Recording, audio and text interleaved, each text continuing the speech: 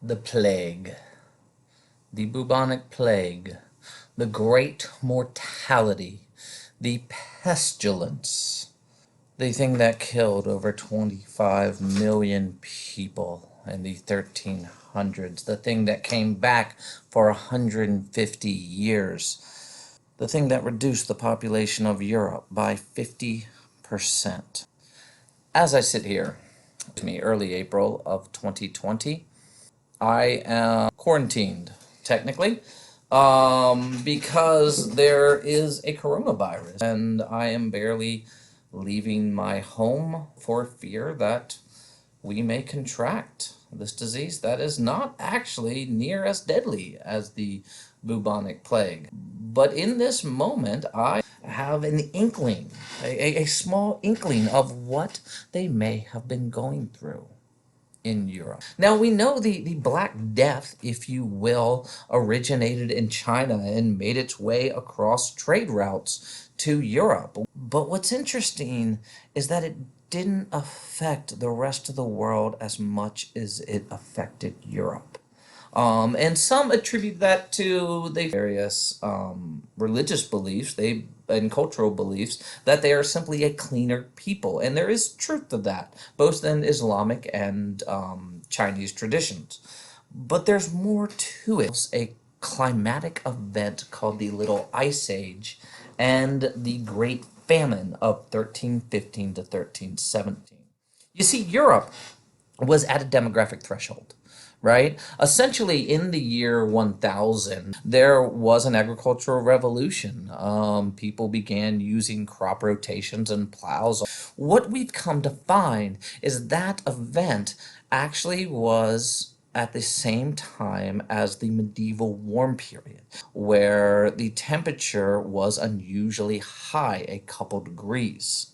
And in about an 80-year period, just before the plague hits, actually, there is going to be a shift 4 degrees Fahrenheit yearly, which doesn't seem like a lot, and it's not, unless Europe is under a demographic threshold, which means they have expanded as much as possible, that the food they are producing is just enough to meet the needs of the people. And that's fine. You can live like that for a very long time unless something changes. The frost is going to come a little earlier, last a little later. You're going to reduce your growing season by just about maybe a week and a half, possibly 2 weeks. And in 1350 to 1370, somewhere between 10 and 15% of the entirety of the European population starved to death. Which means a couple years down the road in 1347, a population whose immune system was weaker, who were not getting enough total food, and therefore, when it hit Europe, it hit like a brick. So what is it? It's worth asking. The problem is, it's not just the bubonic plague. There's actually 2, maybe 3 plagues. We know the basic story, right? It is carried by rats, possibly gerbils, but maybe rats. It is transferred from the rats to humans via fleas, which tells you, yes, people are dirty. Because you know what? I've had fleas. I had a dog. You know what I did? I took a bath, and I no longer had fleas. So, what will happen is you start to get black welts under your arms and on your neck. It progressively gets worse, but the problem is if it infects all the way to your lungs and you live that long, then you can start coughing it up. And once you start coughing it up, if the spittle from your mouth gets into an orifice of somebody else, they can inhale it and ingest it, and therefore the plague now gets into their lungs. It is now called the pneumonic plague, which means it will actually form inside the lungs where you can, again, cough it up, and your lungs will literally eat away from the inside. You will literally drown on your own blood. This one is a little more intense. It dies faster, or you will die faster. The thing about this is you have two versions, and actually it really meant itself in much more, but this isn't a science class. We're not going to get into the details of it.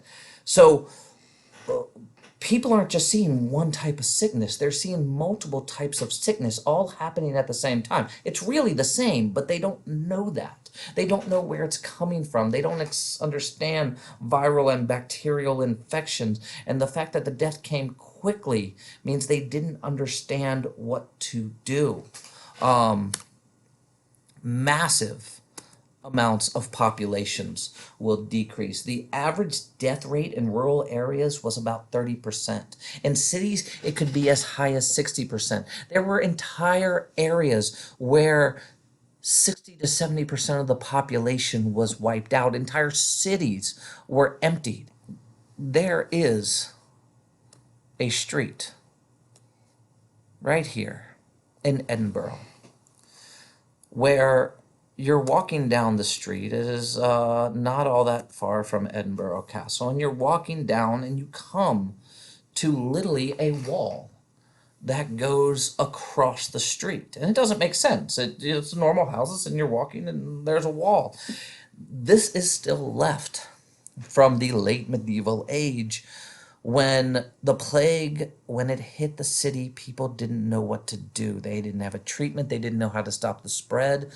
They would literally build walls around that neighborhood, post archers on the roofs nearby, and not let anybody escape. They will contain it to a specific area and attempt to not allow it out. Now, if you're wealthy, you can flee to the countryside. If you're not, you are stuck there in the city. People will not know how to deal with this. People will look to God. They will look to their religion. They will start going on more pilgrimages, which is the worst thing you can do, because that just spreads the plague even more. This is a crisis of medieval society. This is a crisis of religion. Some people will turn to the church, some people will turn away from the church. This is a crisis of the economic system. The entire trade of Europe grinds to a halt. And yet it may just be the best thing that happened to Europe. Because after this 50% reduction in the population, not just from death, but from the fact that people are less willing to have children in this age of destruction, there are upsides. One, there's more food.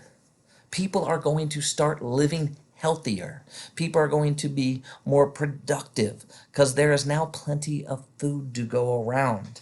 But there is also a major labor shortage. All the stuff you did before because you had plenty of people, you can't do now. This will be the end of serfdom and the feudal system. It breaks down because people do not have to stay where they are anymore.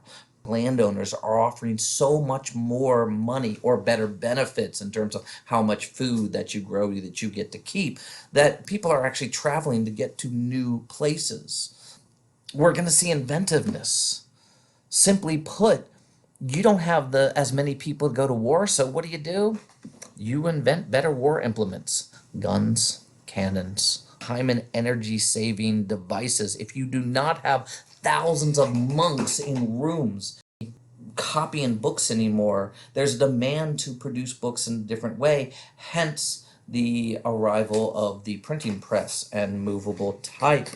Business practices are going to be invented, the debit and credit as the new bookkeeping for this era, because you simply need more efficient ways. Eyeglasses, magnetic compass, clocks, navigation devices are all going to grow out of this. These are going to be the things that are going to spawn Europeans to move out and leave Europe soon. The Spanish caravel, that's probably the greatest example, but we may do that in another video. Stay safe, stay healthy.